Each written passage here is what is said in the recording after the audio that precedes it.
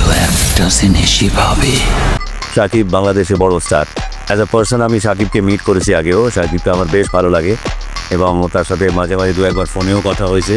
ভাই রে ভাই, সুপারস্টার শাকিব খানের কাছে আমরা কিছুই না, এমনটাই বললেন ঢালিউড ডালিউডের নায়ক নায়িকারা।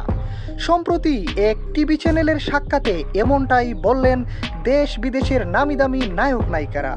বরবাদে তার যে লুক অ্যাকশন, এটা জাস্ট ওয়াও বলে ছোট করা হবে, যেটাকে বলা হয় নাইট ড্রেস, শাওয়ার ড্রেস। ওইটা পরে যখন হেঁটে যাচ্ছিল, এই মানুষটাকে আমি কখনো দেখিনি। মানে আমি যদি দর্শক সারিতে থাকি, একবার যদি দেখতে পেতাম, তো শর্টটুকুর জন্য আমার কাছে মনে হয়েছে আমি এই হিরোকে কাছে থেকে দেখতে চাই। এতদিন যারা শাকিব খানকে সুপারস্টার হিসেবে মানত না, বরবাদ সিনেমা দেখে আজ তারা শাকিবের ফ্যান হয়ে গেছে। শাকিব স্যার প্রচণ্ড জলি একজন মানুষ, তবে ওনার মুডের উপরে ডিপেন্ড করছে। এটা আমাদের জন্য বিশাল বড় পাওনা, বাংলা সিনেমার জন্য বিশাল বড় পাওনা যে ওনার মতো লেজেন্ডারি ভেটারান অ্যাক্টরকে আমরা আবারও পেয়েছি। Mr. Shakib Khan have a really, he worked very hard. He focused on every bit of the story. He focused on his time.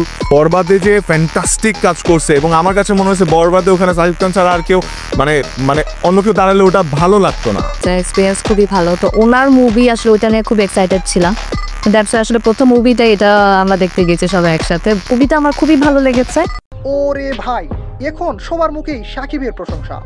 বলছেন Shakib Khan is the best. Shakib খানকে সবাই প্রশংসায় ভাসিয়ে দিচ্ছেন।